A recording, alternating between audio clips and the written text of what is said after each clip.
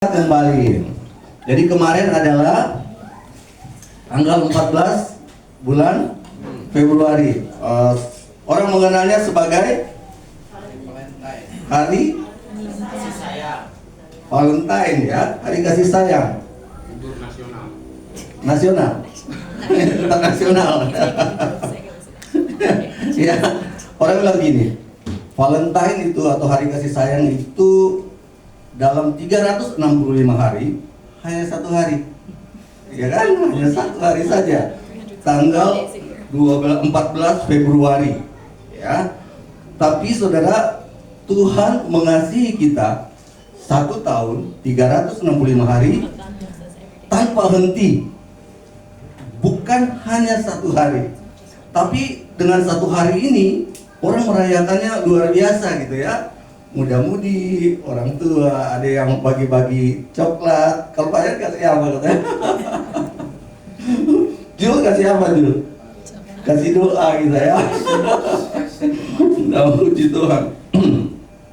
Tapi kita ingat bahwa Tuhan mengasihi kita bukan hanya satu hari, tetapi 360 hari dalam setahun. Artinya tidak pernah berhenti. Nah, hari ini kita kembali belajar tentang kasih. Kalau berbicara tentang kasih, ada banyak ayat di dalam Alkitab, ya. Tapi kita fokus saja pada ayat ini. 1 Yohanes 4 ayat 7 dan ayat 8. Sama-sama kita baca. Bisa dibaca ya? 2, 3. Saudara-saudaraku yang terkasih, marilah kita saling mengasihi, sebab kasih itu berasal dari Tuhan, dan setiap orang yang mengasihi lahir dari Tuhan dan mengenal Tuhan. Barang siapa tidak mengasihi, ia tidak mengenal Tuhan, sebab Tuhan adalah kasih. Jadi, apa itu kasih? Ya? Apa itu kasih dari ayat yang kita baca ini? Sebab Tuhan adalah kasih. Jadi apa itu kasih? Kasih itu adalah Tuhan. Jadi kalau kita mau belajar tentang kasih, itu sama artinya kita sedang belajar tentang Tuhan. Nah, belajar tentang Tuhan itu tidak akan pernah selesai, karena Tuhan itu sempurna, dan kesempurnaannya itu tidak bisa terselami oleh pikiran manusia. Namun Tuhan sendiri yang memberikan itu kepada kita sehingga kita sanggup dan dapat memahaminya. Jadi apa itu kasih? Kasih itu adalah Tuhan. Seringkali kita menganggap kalau kita berbicara tentang kasih kepada sesama kita, kita menganggap kasih itu hanya sebatas perasaan atau emosi. Perasaan atau emosi, ya. Misalnya kita senang kepada seseorang. Nah, Jul ingat waktu masa-masa senang kepada Osit? Kayaknya gimana ya? Ada perasaan senang, perasaan suka, perasaan apa ya? Banyak sekali kan? Karena kita senang, ya. Perasaan. Ya, terkadang kita membatasi, oh kalau dia sudah nggak suka kepada kita, kok gayanya jadi beda ya, kok dia jadi kaku ya, kok dia jadi begini-begini. Oh berarti dia sudah nggak sayang ke kita. Jadi hanya membatasi kasih itu dari perasaan, ya. Namun kasih yang sejati itu jauh lebih dalam dari sekedar emosi atau perasaan. Amin. Sebab kasih itu adalah Tuhan. Tuhan bukan hanya sekedar perasaan, tetapi Tuhan adalah kebenaran sepanjang hidup kita.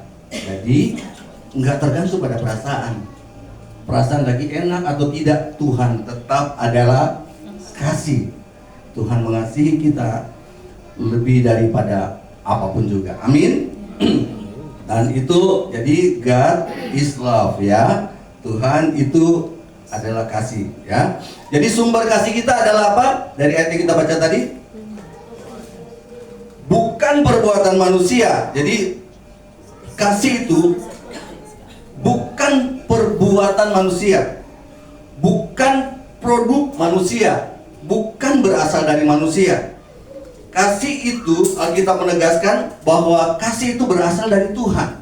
Ayat 7 tadi kita sudah baca ya. Betul-betul kasih itu berasal dari Tuhan. Terus pertanyaannya gini, bagaimana dengan orang yang tidak mengenal Tuhan? Ya kan? Yang belum percaya, belum tahu siapa itu Tuhan.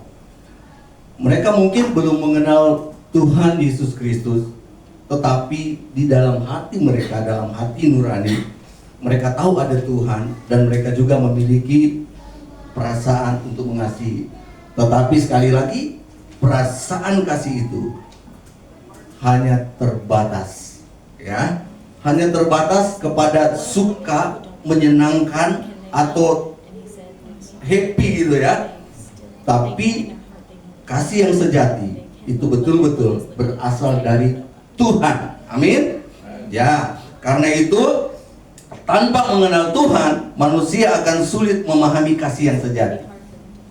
Ya, kita tahu ada banyak kisah para penginjil, misionari, kemudian orang-orang yang mau datang ke pelosok, menjangkau suku-suku terasing, orang-orang yang bahkan masih ada yang kanibal, masih membunuh manusia untuk dimakan. Tapi ada orang-orang yang mau datang ke sana, memberitakan Injil kepada mereka. Ya, itu kira-kira apa yang menggerakkan mereka untuk datang ke sana? Pasti kasih yang ada di dalam mereka yang berasal dari Tuhan. Kalau tidak ada manusia yang mau melakukan itu. Sebab kasih manusia hanya bergantung pada perasaan atau emosi. Dan karena itu sekali lagi, tanpa mengenal Tuhan, sulit manusia memahami kasih yang sejati. Dan memang tidak mungkin memahami kasih yang sejati. Selanjutnya, dalam Alkitab kita tahu juga ada banyak karakter tentang Tuhan, berbicara tentang karakter Tuhan. Di antaranya 1 Korintus 13 ayat 4 sampai 8. Kasih itu sabar, murah hati, tidak iri hati, tidak sombong, tidak berbuat kasar, dan tidak menyimpan kesalahan.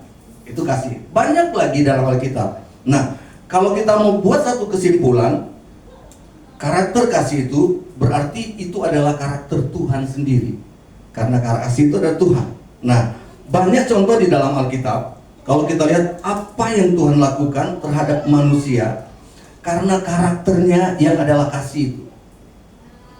Ada kisah di dalam Lukas pasal 15, kita tahu anak yang hilang, ya kan? Sering ini dipakai sebagai suatu gambaran. Anak ini dia sudah pergi, sebelum pergi dia minta warisannya kepada bapaknya, kemudian dia pergi meninggalkan rumah bapaknya, dia ke negeri yang jauh, dia hidup berfoya-foya, kemudian sampai kekayaannya habis, hartanya habis, dia hidup dalam kesusahan, dia bekerja di kandang babi, dia ingin makan makanan babi, kemudian dia baru sadar bahwa dia sudah salah meninggalkan rumah bapak. Dan dia mengambil keputusan, aku akan kembali ke rumah bapakku karena di sana ada banyak makanan dan tidak susah, ya. Kemudian dia balik kembali, dia bertekad waktu dia balik itu dia ingin menjadi pekerja saja di rumah bapaknya. Tapi apa yang terjadi? Waktu bapaknya melihat dia datang masih dari jauh gitu, bapaknya berlari kemudian merangkul dia, mengasihi tanpa syarat. Nah, ini menggambarkan, memberi satu gambaran bahwa Bapa Tuhan kita dengan karakternya dalam masa anugerah mengasihi manusia tanpa syarat. Luar biasa sekali ya. Tuhan menyambut kita tanpa syarat. Tadi pagi Pak Yan mengirim renungan di grup. Siapa yang baca? Gak sempat ya, nanti mau gereja gitu ya. Ada satu kalimat di sana, ya. Kasih Tuhan lebih besar dari masa lalu kita. Ya, kasih Tuhan lebih besar dari masa lalu kita. Artinya apa? Tuhan menerima kita tanpa melihat masa lalu kita. Karena saat ini masih masa anugerah. Tapi sampai masa ini selesai, tertutup kasih karunia, kita harus menanggungnya sendiri. Tapi sekali lagi, Tuhan mengasihi kita tanpa melihat masa lalu kita. Itu karakter antara lain ya, bahwa Tuhan itu kasih. Kemudian kasih adalah tindakan. Nah, seperti iman tanpa perbuatan adalah mati, maka kasih hanya di pikiran, hanya di hati, di perasaan, tanpa dilakukan, itu juga tidak ada artinya. Karena kasih adalah sebuah keputusan yang aktif, yang menginginkan orang lain untuk terlepas dari yang menginginkan terbaik buat orang lain, terlepas dari orang itu layak mendapatkannya atau tidak. Dan Tuhan sudah melakukan itu kan buat kita kan? Kita sudah menerima kasih itu. Sebuah keputusan aktif untuk menginginkan yang terbaik bagi orang lain, terlepas daripada apakah mereka layak mendapatkan atau tidak. Jadi kasih adalah sebuah tindakan. Nanti kita akan lihat sebentar. Ada Pak Yan? Terima kasih, saya sudah siapin di sini. Kemudian selanjutnya kita lanjut dulu ya. 2. Kalau tadi apa itu kasih? Kenapa manusia butuh kasih? Nah, kita bisa jawab ini dari ayat tadi. Kenapa manusia butuh kasih? Ini hanya pengulangan saja, karena firman Tuhan itu memang harus diulang-ulang. Nanti minggu depan Pak Yan akan ulang lagi tentang kasih dalam sisi yang lain ya. Manusia diciptakan sebagai makhluk sosial. Betul ya? Namun lebih dari itu, kita diciptakan oleh dan untuk kasih. Amin. Jadi kita itu diciptakan oleh kasih, dan kita itu diciptakan untuk kasih itu sendiri. Karena itu waktu manusia sudah jatuh dalam dosa, kita tahu Tuhan datang menebusnya kembali dengan kasih, supaya kita bisa kembali hidup untuk kasih itu. Jadi manusia diciptakan sebagai makhluk sosial, namun lebih daripada itu, kita diciptakan oleh kasih dan untuk kasih. Jadi hidup kita ini ada karena kasih Tuhan, dan hidup kita ini juga ada saat ini Tuhan mau supaya kita menjadi media kasih Tuhan. Amin. Media kasih Tuhan buat siapa saja yang Tuhan kehendaki diberkati melalui kita. Nah, kita hanya dapat memberi dari apa yang kita punya. Betul ya? Kalau kita punya kue, kita bisa memberi kue kepada sesama kita. Kalau kita punya apa ya? Uang, duit, kita bisa memberi duit kepada sesama kita. Kalau kita punya waktu, kita bisa memberi waktu kepada sesama kita. Kita hanya dapat memberi dari apa yang kita punya. Nah, Tuhan, waktu kita menerima Dia sebagai Tuhan dan Juru Selamat, Dia menjadi Tuhan dan Raja di hati kita.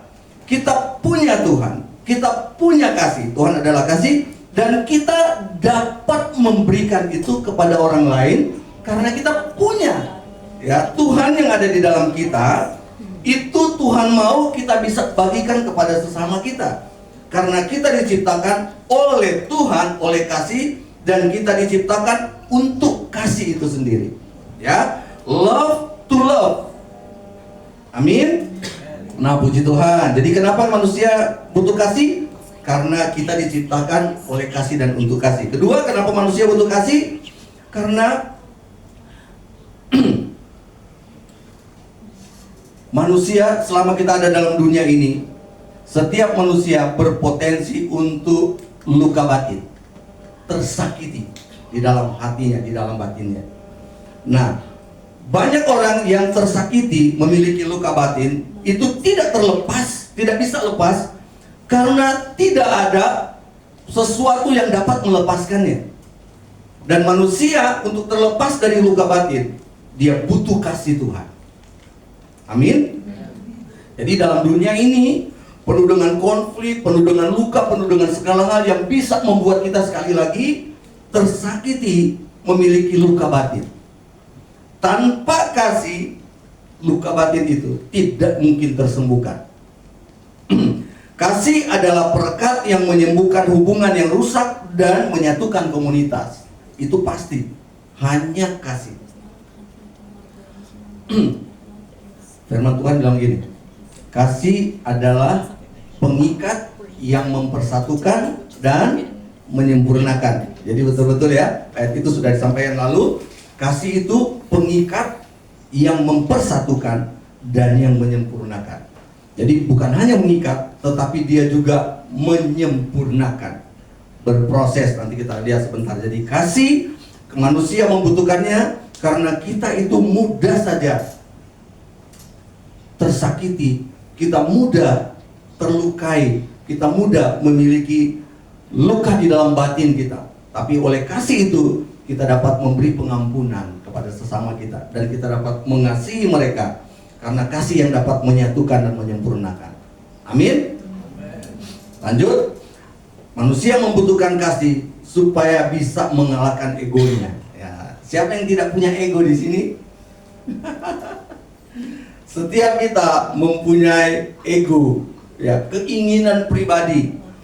Dan itu baik karena manusia memang diberikan Tuhan keinginan untuk memperoleh sesuatu. Tetapi ego yang tidak terkontrol, ya, yang hanya untuk diri sendiri saja, tidak memikirkan yang lain, maka ego itu menjadi salah.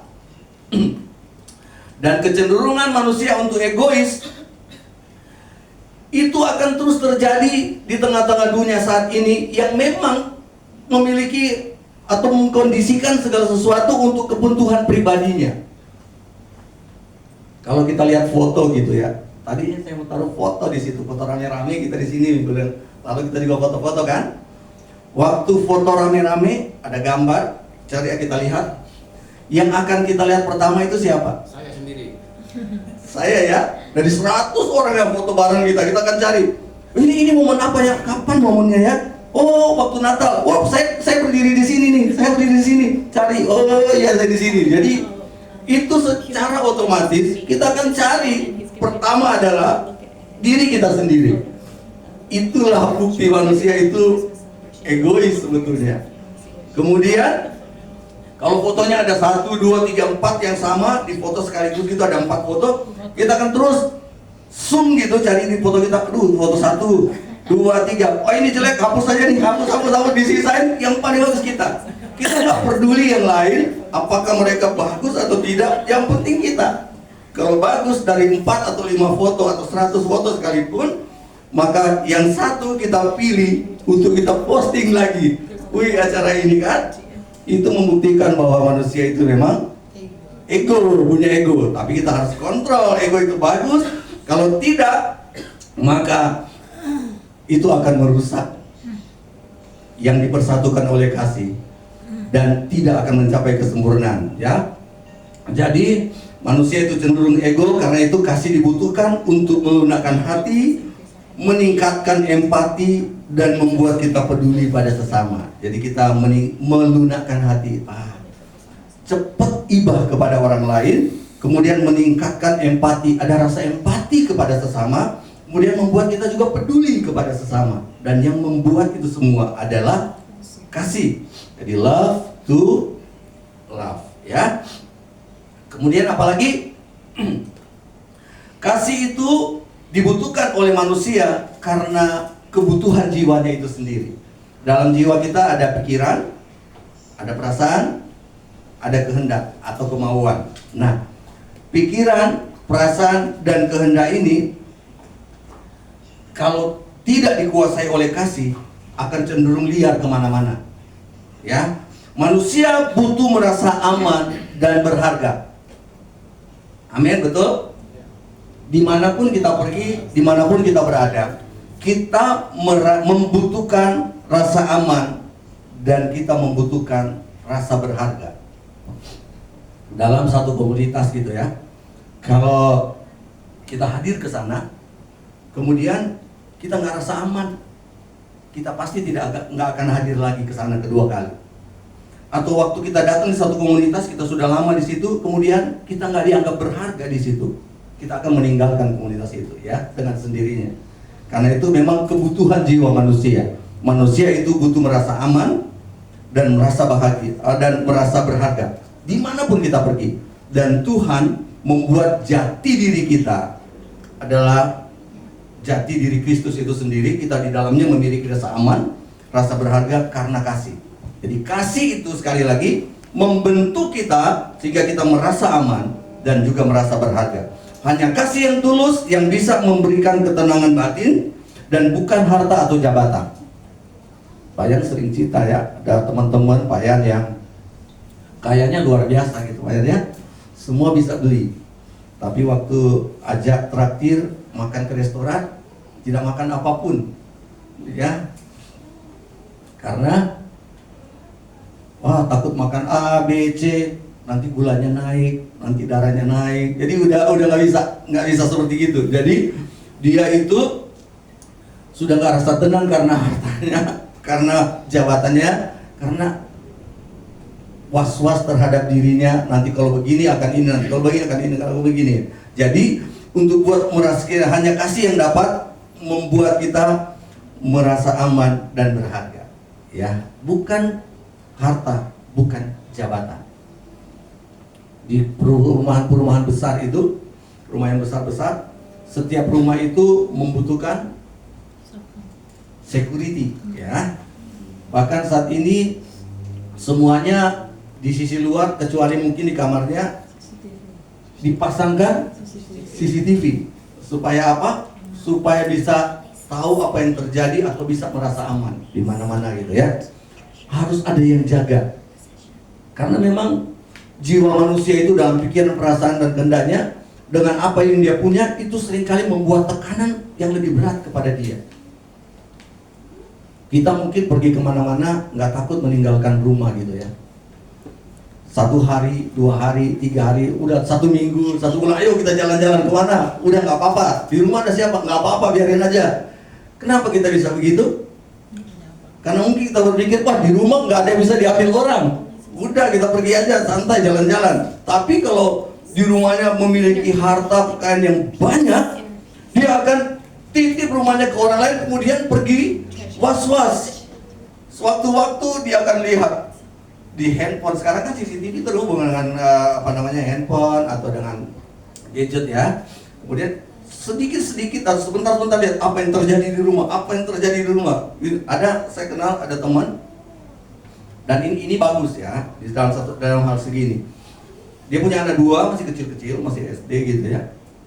Nah dia sering pergi keluar, suami istri sering keluar. Nah di rumahnya itu sering ditinggal anak 2 itu, tidak ada maid atau orang yang membantu di sana. Di rumahnya itu memang klaster, ada security, masuk ke sana sangat aman gitu ya. Di rumahnya dipasang CCTV, jadi kontrol anak-anaknya setiap waktu dari CCTV. Dia merasa aman karena dia di tempat yang lain bisa melihat anak-anaknya di rumah sedang ngapain dan aman-aman saja. Dari sisi itu bagus untuk dia, dan anak-anaknya juga merasa aman. Oh ada papa, ada mama saya yang melihat dari jauh gitu ya. Jadi betul-betul kebutuhan manusia untuk jiwanya adalah kasih. Ya, kasih yang membuat dia merasa damai, sejahtera, tenang dalam batinnya. Amin. Kemudian yang ketiga, maaf suara saya memang lagi ini, seminggu ini agak kurang sehat. Cuaca dan makanan. Bagaimana cara mendapatkan kasih? Nah, kita sudah belajar tadi ya. Terus mendapatkannya gimana tuh? Sudah sering kita lakukan, tetapi harus saya mau berpikir bahwa ini harus terus diingatkan kepada kita. Kasih manusia bisa habis, berubah, atau mengecewakan. Betul? Siapa yang pernah merasa dikecewakan? Oh, salah pertanyaannya. Siapa yang tidak pernah dikecewakan? Siapa yang selalu merasa dikasih oleh sesamanya? Kita semua ya pernah merasa dikecewakan. Pernah merasa, oh orang ini kok dulu begini, sekarang jadi berubah ya. Kita pernah merasa bahwa orang ini dulu sangat mengasihi saya, tapi kok sekarang enggak lagi ya. Kayaknya kasihnya sudah habis. Atau kita mungkin juga sering dengar berkata, Oh, 1 kali saya maafkan, 2 kali saya maafkan, 3 kali no way. Ya kan? Kita suka begitu kan? Ada batasnya. Dan memang kasih manusia itu bisa habis, bisa terbatas. Tapi kita tahu bahwa Tuhan yang adalah kasih itu tidak pernah habis, tidak pernah terbatas. Karena itu tadi renungan pagi ini yang Pak Yan kirim, Tuhan mengasihi kita tidak melihat masa lalu kita. Kalau Tuhan melihat masa lalu kita, Dia nggak akan mengasihi kita. Tetapi ingat, justru karena masa lalu kita yang sudah berdosa, jatuh dan salah, maka Tuhan datang mengasihi kita. Firman Tuhan bilang ketika kita masih berdosa. Jadi masa lalu kita itulah yang membuat Tuhan mengasihi kita. Kalau manusia, masa lalulah yang membuat dia tidak mengasihi sesamanya. Jadi terbalik kan? Ingat masa lalunya, benci kepada sesama. Tapi kalau Tuhan, karena masa lalu kita, justru Tuhan mengasihi kita. Sangat bertolak belakang ya. Karena itu, ingat, cara mendapatkan kasih itu, kita harus datang kepada Tuhan, menerima Dia sebagai Tuhan dan Juru Selamat, kemudian hidup di dalamnya. Kasih yang kekal itu ya. Karena kasih Tuhan itu seperti orang bilang never ending, tidak ada akhirnya. Bagaimana cara mendapatkan kasih? Jadi menerima Tuhan. Cara utamanya adalah membuka hati untuk menerima kasih Tuhan yang telah ditunjukkan melalui Yesus Kristus di kayu salib. Jadi nggak ada cara lain, ya. Tidak ada cara lain untuk menerima kasih Tuhan selain membuka hati dan menerima Tuhan masuk di dalam hati. Nah sekarang gini, kalau kita sudah pernah berdoa, kemudian menerima Tuhan masuk dalam hati kita, sekarang Tuhan ada di mana? Tuhan ada di hati kita. Tuhan ada di hidup kita. Bisa nggak Tuhan itu habis dari hidup kita, keluar dari hidup kita? Bagaimana? Pak Yan yang jawab nih, saya tahu kita semua. Ya, kadang ya masih ada perbedaan antara pengajaran, tapi kita ingat ada firman Tuhan juga yang bilang, ya kalau dulu di Indonesia, zaman dulu waktu saya masih kecil, ada satu kelompok Sri Mulat, grup pelawak, ya, grup pelawak yang dulu ada yang namanya Ateng, masih ingat ada yang namanya itu? Ishak, siapa lagi?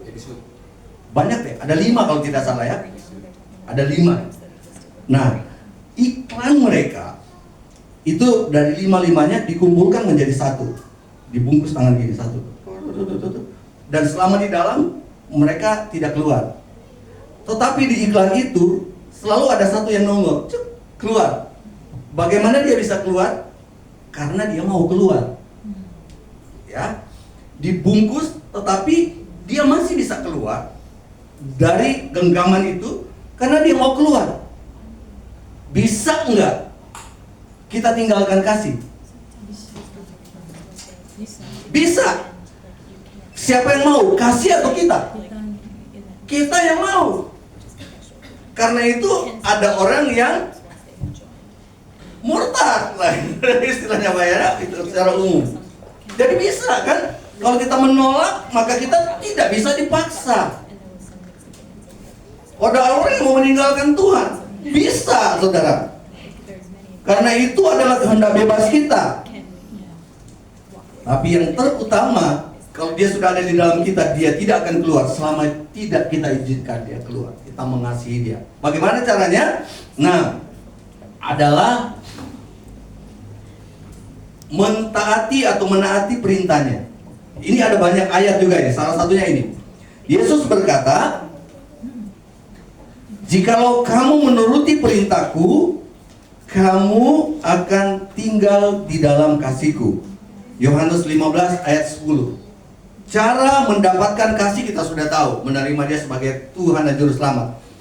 Cara supaya kasih itu tetap ada di dalam kita adalah menuruti perintahnya. hanya dengan menuruti perintahnya, maka kasihnya itu tetap ada di dalam kita. Kita akan tinggal di dalam dia. Karena kasih kekal ada saat kita hidup dalam ketaatan pada nilai-nilai kebenaran. Kalau kita hidup dalam nilai-nilai kebenaran ketaatan, maka kasih akan tinggal di dalam kita. Amin. Dan kasih itu sekali lagi never ending, ya. Kasih bagaimana supaya kasih itu tetap ada? Berbagi kasih. Ini yang saya sebut tadi. Kasih itu prosesnya bertambah-tambahnya waktu kita melakukan firman-Nya dalam ketaatan, dan itu prakteknya adalah berbagi kasih. GKN ada program berbagi kasih gitu ya. Ada waktu-waktunya buat makanan kotak atau apa namanya, paket-paket makanan, kemudian datang ke tempat-tempat tertentu dan membagi-bagikan itu kepada orang yang membutuhkan. Salah satunya. Dan kita juga di sini ada cara-caranya atau ada praktiknya, kita saling mengasihi, berbagi satu dengan yang lain. Ya, kasih itu akan terpupuk semakin baik, semakin dirasakan dan semakin bertambah-tambah apabila kita berbagi. Karena ini hebatnya Tuhan. Tuhan yang ada di dalam kita, tatkala kita membagikan kepada orang lain, kita tidak pernah berkekurangan atau berkurang sedikit pun. Justru kita akan semakin bertambah-tambah di dalam kasih. Jadi apa Tuhan yang ada di dalam kita, kita bagikan kepada orang lain, tidak pernah berkurang, tapi justru bertambah-tambah. Ini hebatnya ilmu di dalam Tuhan. Tidak pernah bertambah-tambah. Justru kamu memberi, kamu akan diberi. Semakin hari kita akan semakin memahami dan memahami. Pemazmur pernah bilang gini, oh sungguh alangkah baiknya dan indahnya hidup di dalam Tuhan. Pemazmur tidak akan pernah berkata, oh sungguh, selama dia tidak hidup di dalam kebaikan dan kemurahan Tuhan. Jadi misalnya gini, Esra main keyboard, tadi Esra ya, main keyboard misalnya kan. Terus kemudian lagi main gitu, kunci A, kunci B, kunci C dan seterusnya. Kemudian lagi main, kayaknya salah ya. Oh kayaknya salah ya. Waktu dapat, oh ternyata di sini yang benar. Oh ini yang betul, tutsnya harus di sini. Nada yang ditekan harus ini. Jadi kita akan mulai mengerti karena kita mempraktekannya, melakukannya. Dan kasih itu sekali lagi, waktu kita membagikannya, kita akan mengerti, oh betapa baiknya dan indahnya hidup di dalam kasih itu. Jadi kasih yang kekal didapat dengan cara membagikannya. Tanpa dibagikan, maka tidak akan terasa kekekalan dari kasih itu. Saat kita mengasihi sesama tanpa syarat, kalau berbicara tanpa syarat itu berarti di dalamnya harus ada unsur mengampuni. Ya, kita sedang mengalirkan kasih Tuhan dan membiarkan kasih itu terus tinggal di dalam hati kita. Jadi, waktu kita mengampuni sesama, mengasihi sesama, memperhatikan sesama, berempati, menolong dan seterusnya, maka kita sedang mengalirkan kasih Tuhan yang ada di dalam kita dan membiarkan kasih itu terus tinggal di dalam kita.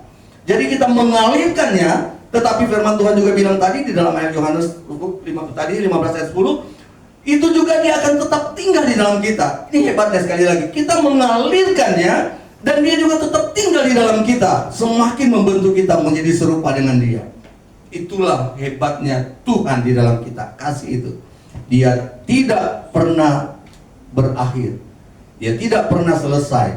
Never ending, ya. Jadi sekali lagi, saat kita mengasihi sesama tanpa syarat, kita sedang mengalirkan kasih Tuhan dan membiarkan kasih itu terus tinggal di dalam kita. Siapa yang ingin Tuhan tinggal terus di dalam kita? Amin. Alirkan terus kasih itu, ya. Kita mungkin sudah sering sekali, bahkan mungkin sudah kelihatan biasa mendengar, oh kasih itu begini, oh kasih itu, kasih itu, kasih itu. Dan memang tidak akan, sekali lagi seperti saya sebut tadi, tidak akan pernah habis kita membahas tentang kasih, karena Tuhan adalah kasih. Tapi ingat, inilah kuncinya di dalam kekristenan itu. Tuhan mengasihi kita dan Tuhan mau kita menjadi media kasih Tuhan buat sesama kita. Di hari-hari hidup kita itu harusnya hari-hari hidup oleh kasih dan untuk kasih. Ya, tidak boleh keluar dari itu, karena dari situlah kita akan melihat kasihnya mengalir dalam kita, dan dia akan terus bertambah-tambah dalam kita. Jadi kasih, sumber kasih itu adalah Tuhan. Sumber kasih itu adalah Tuhan. Sumber kasih adalah Tuhan. Kita mengasihi oleh karena Tuhan dulu sudah mengasihi kita terlebih dahulu. Kasih bukan sekedar emosi atau perasaan, tapi kasih adalah aksi. Aksi perbuatan kita. 1 Korintus 13 tadi. Kasih itu adalah aksi, tindakan. Dan kasih menguburkan ketakutan dan menghidupkan harapan. Ya, kasih itu menguburkan. Kalau di Alkitab bilang kasih itu melenyapkan ketakutan. Dan kasih juga itu yang menghidupkan harapan. Hari-hari hidup kita saat ini, di tahun ini kan orang suka bilang, aduh tahun ini akan susah, akan banyak perang, akan banyak A, B, C, D, terus banyak sekali kejadian. Dan memang kayaknya tahun 2026 ini, awal tahun, itu dimulai dengan banyak bencana di negara kita. Ya, longsor, banjir di berbagai macam tempat, ya. Itu luar biasa sedang terjadi. Bahkan saat ini di Aceh ada lubang besar itu yang terjadi, terus semakin mengikis tanah-tanah sekitarnya. Sambungan listrik yang sutet itu sudah jatuh, sudah turun, ya. Beberapa minggu yang lalu di Bandung Barat, Cisarua Bandung, bukan di Puncak, itu longsor dan yang meninggal lebih dari 80 orang. Masih ada lebih dari 10 yang tidak diketemu. Ya, banyak kejadian-kejadian seperti itu. Ya, orang bilang akan sulit, tetapi kasih akan melenyapkan ketakutan dan menghidupkan harapan. Pengharapan kita ada di dalam Tuhan. Karena itu, marilah kita terus belajar melakukan tindakan kasih, berbuat kasih sekecil apapun, dan kita akan melihat Tuhan akan berkarya seperti yang dijanjikannya. Amin. Amin. Tuhan Yesus memberkati kita semua. Ya, mari kita berdoa. Terima kasih Tuhan, terima kasih Bapa, terima kasih Roh Kudus buat firman-Mu yang sama-sama kami renungkan tentang kasih. Kami tahu Tuhan, kasih